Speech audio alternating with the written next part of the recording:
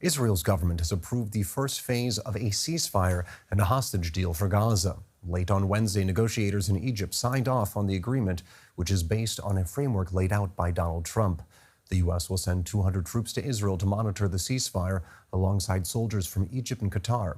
The deal paves the way for a ceasefire within 24 hours. Gazans have been celebrating the agreement. No bombs, no drones, no more death. That's the hope as Gazans celebrate the new ceasefire deal. We are very happy. We can send our children to schools without having fear. They can go out on the streets. We can sit in our tents without fear. Thank God we've reached the stage where the war is over, even though our wounds will not be gone. But there are no schools. The war and the constant displacements have shattered Gaza's social fabric. Around 80% of the buildings have been destroyed in 2 years of Israeli bombardments, displacing nearly all residents of the Strip from their homes.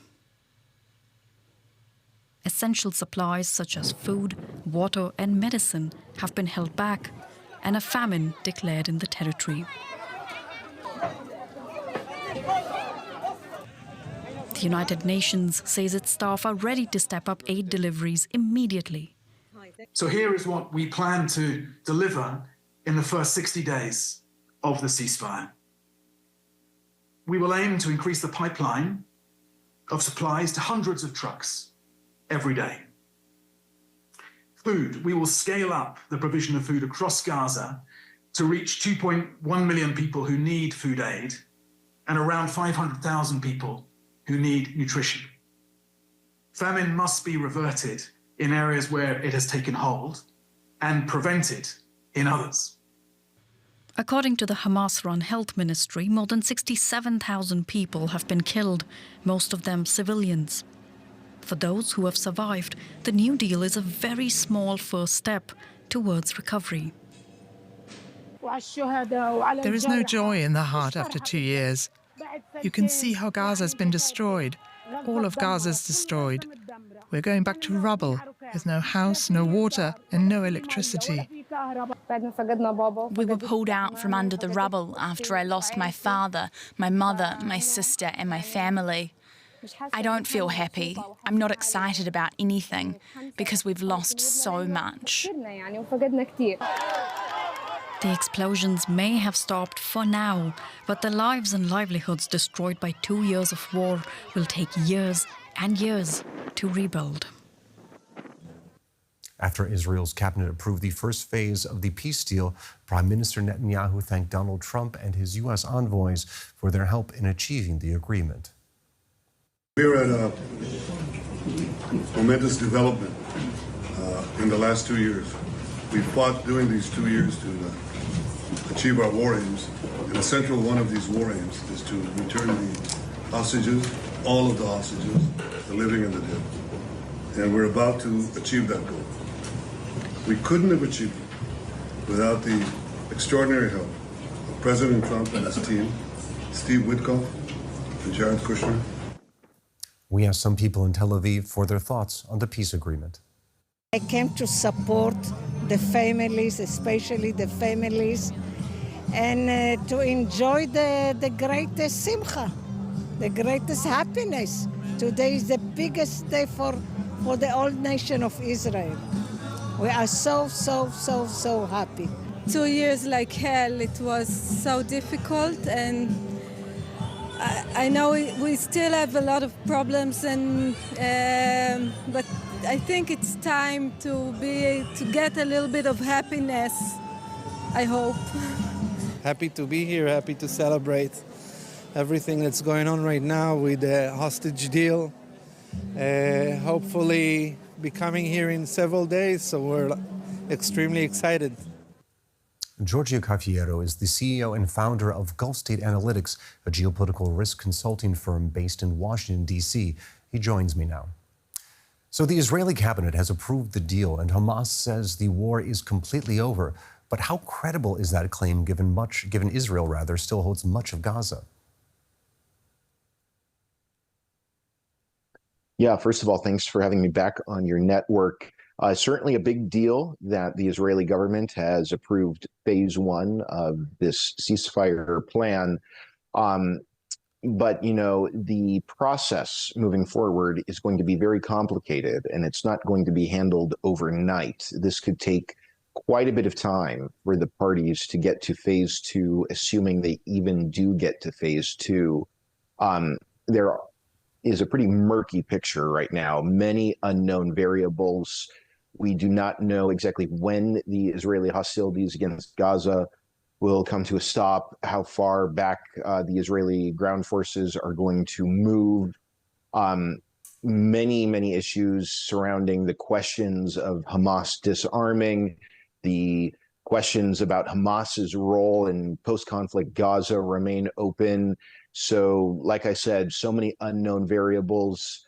Unfortunately, there are many ways that this ceasefire could go sideways. We need to stress it's a very fragile ceasefire, but I think the optimism on both sides and the sense of happiness on the part of Palestinians and Israelis is very nice to see, and it's understandable that after 2 years and a few days, people on both sides are very happy to have a real sense of hope right now.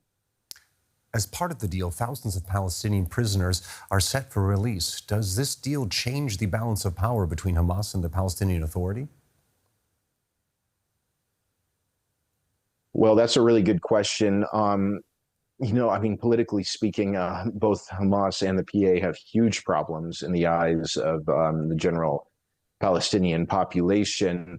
But right now, your question about Hamas's standing and the future of Hamas, we don't exactly know what Hamas is going to look like once the dust is settled and we move on with phase one, potentially into the following phases of this so-called peace initiative. It's not exactly clear what role Hamas is going to even have in Gaza. So it's a little difficult at this point to sort of assess the balance. But what we can definitely say, though, is that Hamas has been significantly weakened as a consequence of the past 2 years of everything that has unfolded in Gaza. So many of its leaders have been killed in Gaza, Iran, and the group has certainly, I'm not saying the group is eradicated. Hamas continues to be a reality in the Palestinian political theater, but I think it's tough to deny that Hamas is at a weaker point today than it was just a little more than 2 years ago. All right, I'm afraid we have to leave it there. That was Giorgio Cafiero, CEO and founder of Gulf State Analytics. As always, thank you very much for joining us. Thank you. Yousef Munayyer is head of the Palestinian-Israeli program and senior fellow at the Arab Center in Washington, D.C. He joins us now. So how do Palestinians view this deal? Is it seen as a real step towards ending the war, or just a temporary pause that leaves many of the core issues unresolved? Well, I can tell you that from what we have seen from Gaza so far since this has been announced, that people are, of course, overjoyed at the possibility that the genocide may finally come to an end. And given what they have went through day in and day out over the last several years, and much longer than that, of course, that's totally understandable. At the same time, I think that there is a lot of skepticism about whether or not this will hold, particularly given the fact that earlier this January, we went through a very similar process where we thought we had an agreement that would last, be multi-phased, and finally end in a conclusion to this. But of course, the Israelis backed out of that agreement, and the Americans did not hold them to their word. That's the big concern at this stage. Will Donald Trump be able to continue to hold the Israelis to their commitments that have been reached in this agreement, or will they be permitted to return once again to destruction and massacres in Gaza? All right, so many open questions still, and one of those regards weapons in Hamas's possession. Now, Hamas didn't agree to disarm so far. Could this be a major stumbling block towards implementing a lasting deal?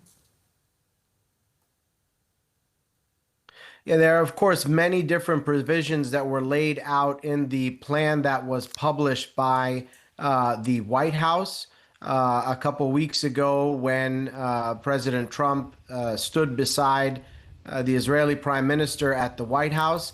And there are many different places where this can go wrong. The one interesting thing, though, about the document that has now made its way through the Israeli press that shows the agreement that was reached in Cairo between the mediators and Israeli and Palestinian negotiators is that the Israelis have committed to, quote, end the war upon ratifying this agreement within the Israeli government, which is something that happened tonight. And so this is a major change from the positions that the Israelis have been willing to agree to previously, because they have previously stated that they will not end the war or agree to end the war before achieving the very different aims that they lay out, some of them in Trump's 20-point plan. But now they're agreeing to effectively end the war prior to that. That's a major change here, and something that, if Donald Trump can in fact guarantee, could bring a major and decisive, perhaps, conclusion to this horrific genocide. Now, moving forward, many in Israel want to see Hamas out of power in Gaza. Now, if Hamas were to step aside under the deal, is there a group or a person the Palestinians would accept as a legitimate leader?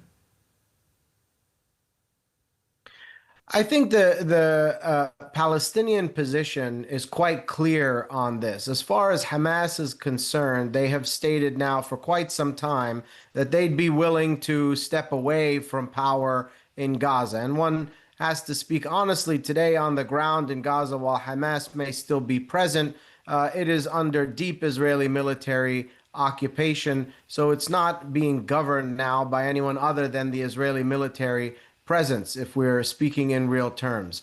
But Hamas has said for quite some time that they'd be willing to essentially see a different Palestinian administration of Gaza. And I think all Palestinians are united behind the idea that Gaza is Palestinian territory. It is the home of the Palestinians who live there. And those Palestinians have a right to exercise self-determination and should be governed only by Palestinians and Palestinians whom preferably they elect. This is how it should work. So that is not just, I think, a Hamas position, but a position that is shared by all Palestinians and really by people around the world who believe in the principle of self-determination. And that is actually an interesting point. As you said, Israel is still insisting on long-term security control over Gaza. So do Palestinians believe the ceasefire opens a path to real sovereignty, or do they fear it could cement occupation under another name? Briefly, if you could. Well, the Israelis have been very clear about this. The entire world wants to see Palestinian self-determination. We've seen a growing chorus of states recognize a Palestinian state. But the Israeli prime minister, who we should remember is an indicted war criminal, has said plainly, there will be no Palestinian state. I will not allow it. So his only formula seems to be a continuation of de facto apartheid. This is something, of course, that the world will reject. All right. That was Yousef Munayyer with the Arab Center in Washington, D.C. Thank you very much for your insights. Thank you.